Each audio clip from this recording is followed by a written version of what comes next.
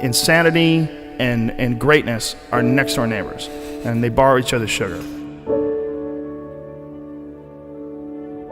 Transformation of human consciousness through meditation is frustrated so long as we think of it in terms of something that I myself can bring about. Stick with it until you get through the uncomfortable times, until you go, you know what? I can spend time with myself. I could do this. I could do this forever. Well, then it's okay to go re-engage, but there's great value in not doing that until you go, I'm good with me and me for right now. I want to show people that there is a way out, that there is a way to do more, to get more, to obtain more. But I personally don't want to lose all that I've been able to get. So I need to make sure that I do everything to keep it. I do think that if you sit on the edge of your bed and things aren't going very well for you, and you ask what foolish thing you're doing to make it worse, that you'll get an answer right now. And it won't be the one you want, but it might be the one that if you listen to would set things straight. I mean, that's the bright side of tragedy. So when you come through it, you really will have an appreciation for the moments without tragedy. You don't really feel it unless unless life burns you. You don't really feel it.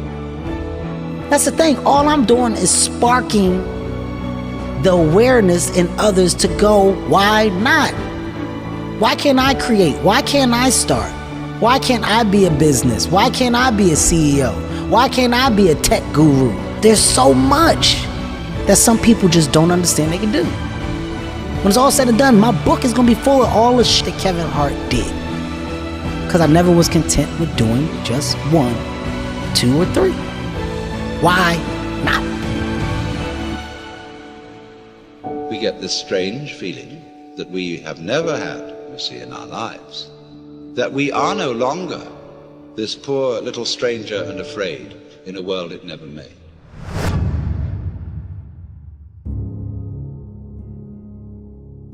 Momentum is a big thing with human beings. It's a big thing for me, at least. If I'm on a good momentum of healthy eating and exercise, I love it. I like waking up sore, pushing further. I like writing down my workouts, what I've done. And I like hitting that gym hard on a daily basis. And I build momentum. And I find that when I do that with writing, whether I do that with performing, whether I do that with anything, it just gets everything going. It just creates energy. Being lazy robs you of energy. Like being sedentary, being uninspired, being bored, it robs you of one of the most precious things you can have in this life, enthusiasm. One of the things that I tell people all the time, because a lot of people have a hard time defining themselves. They define themselves by failure because they failed. But I'm like, you're not your failures, you're you. Okay, your life is a series of lessons you've learned. Now, if you just dwell on the failures, like that's not healthy, it's not smart, and it's not empowering. What you gotta do is look at those failures and go, well, now you know what not to do. But you're not that, you're you. It was hard because so happy to be and have the job I have. At the same time, I was like, don't feel like I'm growing in my work. And my life at that time had become extremely vital, meaning I just had a newborn son with Camilla. Wow, the only thing I ever knew I wanted to be, and now I was. And here's this job that I had held most reverence for in my life, fatherhood, now I was. My emotions, the ceiling and the basement of my emotions, the range was so wide. I was laughing louder, crying harder, getting angrier, showing more joy, having more sadness, all across the board. All emotions were much more extreme than they were or could be in the work. I said, your life's more vital than your work, but can my work challenge the vitality I'm feeling in my life? So the work I wanted to do. There were certain scripts I wanted to do Dallas Buyers Club at that time, other scripts. Nobody's going to touch me with a 10-foot pole in those movies. All the dramatic roles I wanted, they're like, no, not in McConaughey, we won't finance it. Okay, so I can't do what I want to do, so I'm going to stop doing what I've been doing.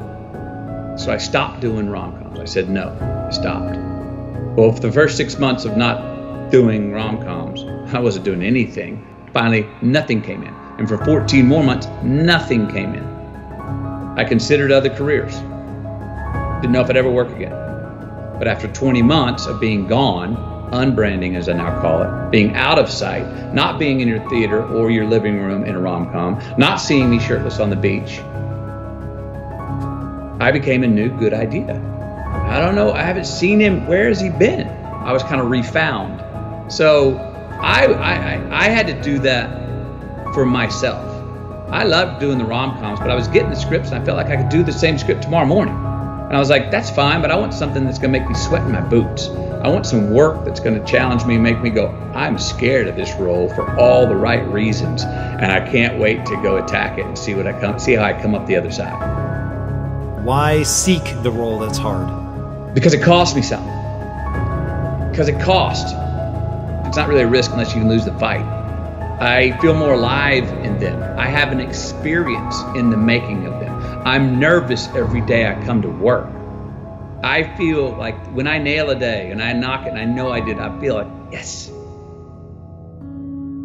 I have a measure at the end of the day, like you set out to do something, you prepared for it, you had intention, and you did it.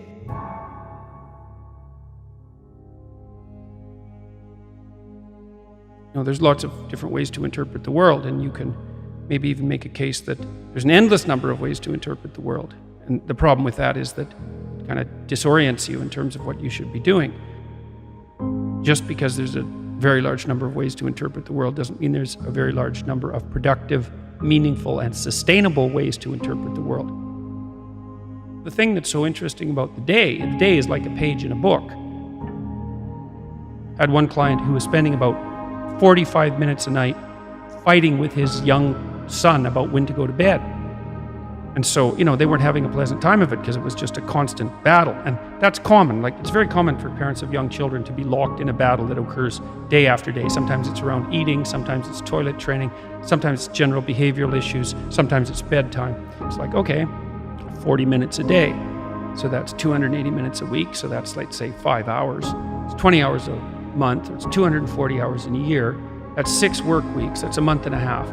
You're spending a month and a half of work weeks doing nothing but fighting with your son. Don't fool yourself. Yeah. Anything that's every day is a significant percentage of your life. You're awake, let's say, 16 hours. 5 of those hours are basically maintenance. So you got about 11, and then 7 of those are work. So now you're down to 4. And so if you're spending 15 minutes a day doing something painful and stupid, and you do it every day, it's like 10% of your productive life. Because people think backwards. They think, well, I have a vacation coming up and that's really important. It's like, no, it's not. You're only going to do it once. It's not that important. Yeah. How you treat each other at lunchtime, if you eat together every day, that's your life. Yeah. Fix that. Yeah. Get it so that the food's good. Get it so that you're happy with the people that are sitting there. Fix that. It's like, poof, 10% of your life is fixed. The purpose is to align ourselves to really make a change. So you can either be the conversation about making change, or you can be a part of the action to do it. I want to be a part of the action. I don't want to be you or beat you. I want to take this energy and apply it to myself. That's the purpose of seeing. So I come here and I look at how you maneuver. I look at your setup. I not only bow down and congratulate you, I leave and I say, yo, man, I'm inspired, dude. Joe, I can't wait in 2 years. You're going to come and you're going to see my shit. And you remember I said I was inspired, but you're going to see what I let it grow into. That's the proper way to get encouraged and motivated. Look at your circle, right? When you can merge yourself with good people and follow the paths that you see that these good, successful people have taken, you then become a part of a world and group that nobody expected you to be in.